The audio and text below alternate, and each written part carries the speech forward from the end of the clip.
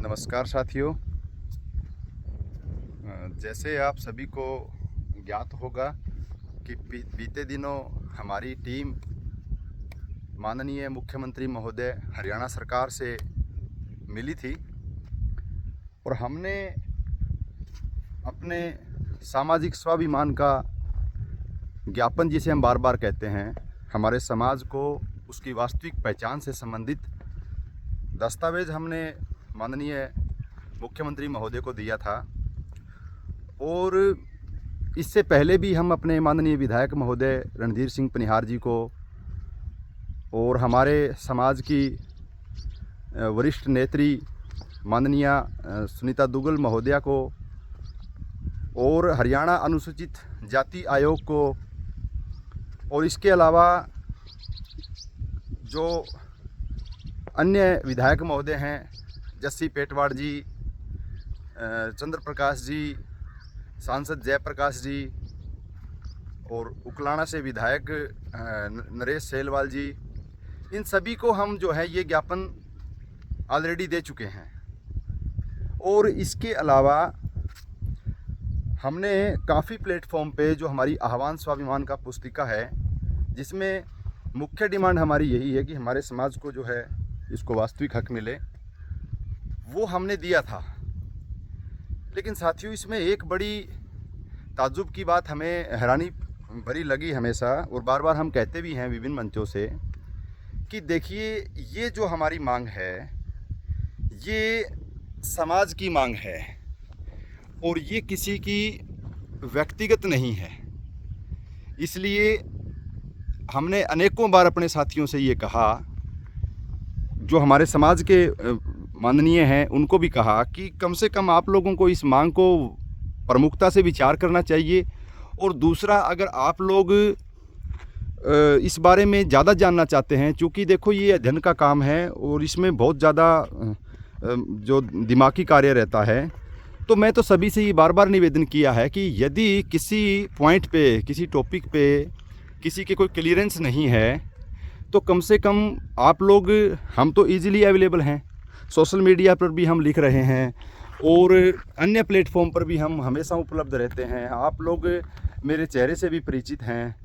लेकिन देखिए, जो हमारे समाज में एक मुख्य लक्षण रहा ना, जिसके कारण ये समाज पिछड़ता गया है, आपसी विश्वास की कमी और एक दूसरे का सम्मान न करना, शायद इसी की बदौलत जो है हमारे साथ ये हुआ है।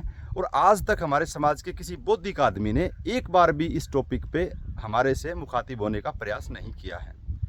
मैं समाज के वरिष्ठ नेताओं को, जो आज शिक्षित हैं, उनको भी मैं ये अनेकों बार कह चुका हूँ और सब मेरी बात को जानते भी हैं।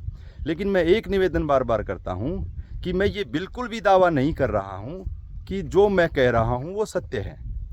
क्योंकि देखिए, आदमी इस प्रकार से सोचने लग जाएगा कि केवल मैं ही सत्य हूँ, तो फिर सत्य को पाना उतना ही मुश्किल हो जाएगा। यदि आपके दिमाग में प्रश्न है, यदि आपने उस दस्तावेज को पढ़ा है और उस दस्तावेज को पढ़ के आपने विचार किया है, तो आप निसंदेह उस पर सवाल भी उठाएंगे। समस्या वही है कि आपने वो दस्तावेज पढ़ा नहीं है, और पढ़ा नहीं है तो इसलिए आपके मन में सवाल नहीं है। सवाल नहीं है तो आप उठा नहीं पा रहे, और अगर सवाल ही नहीं उठा पा रहे हैं तो फिर इसका मतलब ये है कि आपका लक्ष्य समाज की बात को न रख करके केवल अपनी ही बातों तक या अपने ही मकसद तक आप इस चीज़ को सीमित करना चाह रहे हैं। तो साथियों, ये बहुत बुरी बात है। एक सामाजिक प्लेटफॉर्म पे अगर कोई आदमी है, निसंदेह वो अपने स्वार्थ के लिए घूमता है। कोई भी आदमी निस्वार्थ नहीं होता है। राजनीति में है, उन लोगों का केवल ऐसा तो है नहीं कि केवल वो निसंदेह पूरी निस्वार्थ भाव से ही है। लेकिन समाज के साथ अगर ये काम कर रहे हैं, तो मैं ये कहूँगा कि कम से कम जो मांग है, मैं बार बार कह रहा हूँ कि ये मांग हमारी मांग नहीं होकर के ये मांग एक समाज की मांग है। और इस मांग पे आप सबका दायित्व बनता है, जो भी शिक्षित है उसका दायित्व बनता है कि इस पे विचार करें। और ऐसा दूसरा प्रश्न मेरा अक्सर ये लोगों से आता है कि जब देखो, हमारे ज़्यादातर साथी एक ही बात कह के कोशिश करते हैं कि भाई चलो, हरियाणा में शेड्यूल ट्राइब नहीं है। ये कोई ऐसा फैक्ट नहीं है कि केवल जो हमें बताने वाला ही जानता है और कोई जानता ही नहीं है। अगर भाई शेड्यूल ट्राइब होता तो हमें शायद पहले ही हक मिल जाता। हरियाणा राज्य पंजाब राज्य, कुछ राज्य हैं जिनमें ये वर्ग बना ही नहीं है। लेकिन ऐसा नहीं है कि वर्ग बन नहीं सकता, ये सब आप लोग जानते हैं। इसलिए किसी भी प्लेटफॉर्म पे अपनी बात रखने से पहले ये ज़रूर विचार करें कि हम जो कह रहे हैं उसका औचित्य क्या है, उसका महत्व क्या है और उस बात का क्या तात्पर्य निकलेगा जिससे आपको सामने वाला लज्जित ना करे। सूचियाँ बनती हैं और सूचियाँ संशोधित होती हैं, सूचियाँ मिटी भी जाती हैं, सूचियाँ नई भी बनती हैं। इसलिए ऐसी बातों में न रहें। और दूसरी बात है, मैं एक बात और कह रहा हूँ, बात ये नहीं है कि आज ये हो नहीं सकता। ये तो कॉमन एग्जाम्पल हैं, आप लोग मेरे से ज़्यादा जानकार हैं, शिक्षित लोग हैं आप सभी। मेरी आयु बहुत छोटी है और मैं इस फील्ड का ज़्यादा मेरा लंबा अनुभव नहीं है। आप लोग पॉलिटिकल फील्ड में हज़ारों लोगों से मिलते हैं। लेकिन एक बात आपको बता दूं कि जब ये सूचियां हरियाणा राज्य में बनी, आज भी हमारे 99% लोगों को मैं दावे के साथ कहता हूं, उन्हें शेड्यूल ट्राइब की डेफिनेशन तक नहीं पता है। मुझे एक बड़े शिक्षित हमारे समाज के प्रोफेसर साहब ने कहा कि ये समुदाय घुमंतु नहीं है, इसलिए ये ट्राइब नहीं हो सकता। जब एक समाज के PhD होल्डर से ऐसी बात सुनने को मिलती ना, तो एक आम आदमी जब सवाल करता ना, तो मुझे कोई ताज्जुब नहीं होता है। मैं जानता हूँ कि स्थिति क्या है।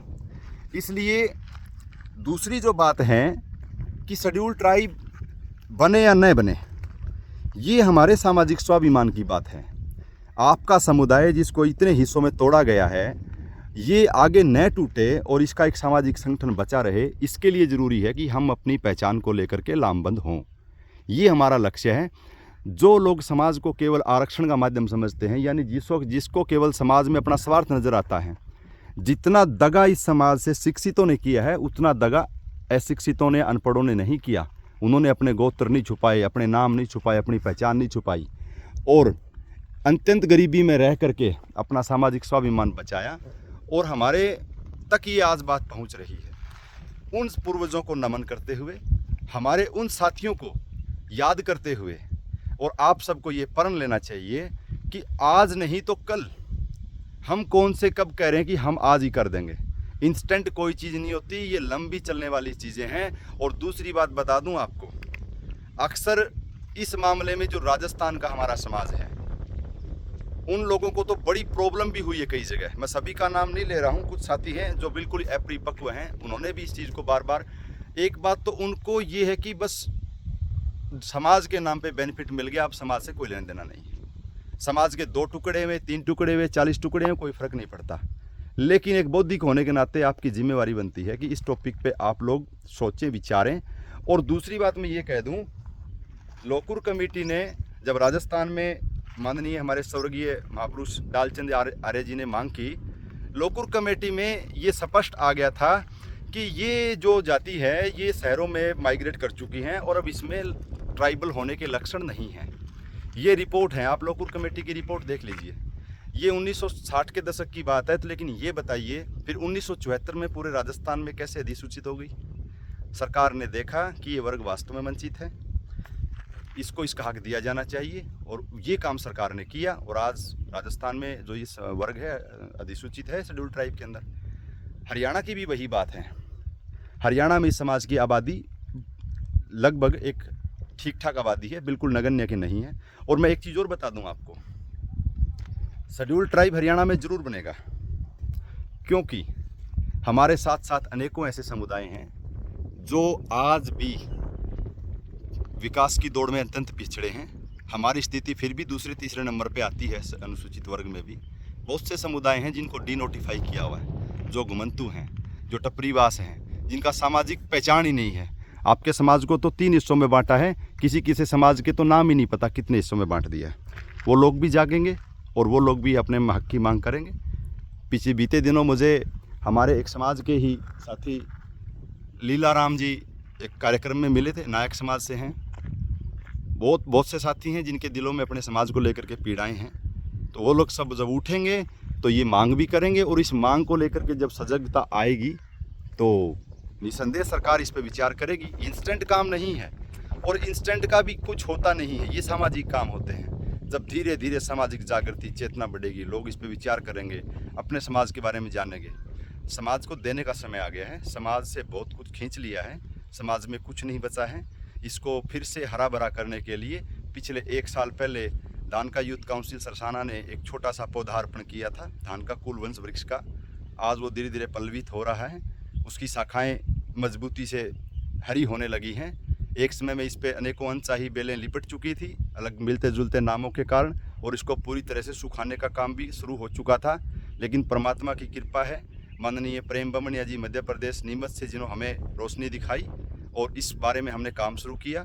और आप सब लोगों के प्यार से, सहयोग से समाज जुड़ता जा रहा है, अनेक साथी जुड़ते जा रहे हैं, समाज के युवाओं के अंदर इस प्रकार की चेतना जागृति आ रही है। तो आप लोग इससे जुड़ते जा रहे हैं और वो पेड़ जो है अब धीरे धीरे धीरे पल्लवित होता, पुष्पित होता जा रहा है, जिस पे ये 52 वर्गों की सुसज्जित शाखाएं जो हमारे समाज को एक समाज बनाती है, एक संगठन बनाती हैं, वो सारी मजबूती से जुड़ती जा रही हैं।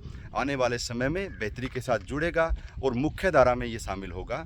इन्हीं के साथ मैं आप सबसे एक निवेदन करता हूँ कि कृपया जो हमारा ये चैनल है, इस चैनल पे हमने समाज से संबंधित अनेकों सैकड़ों वीडियो बनाए हैं। इन वीडियोज़ को देखिए और इन वीडियोज़ पे देख करके आप अपने सामाजिक स्वाभिमान और अपने सामाजिक ज्ञान को बढ़ाइए, ताकि आपके अंदर भी स्वाभिमान का संचार हो। इन्हीं शब्दों के साथ मैं आप सबसे विदा लेता हूँ। आने वाले समय में फिर से जो है आप लोगों से इसी सामाजिक विषय के साथ हम रूबरू होंगे। तब तक के लिए आप सभी लोगों का राम राम, धन्यवाद।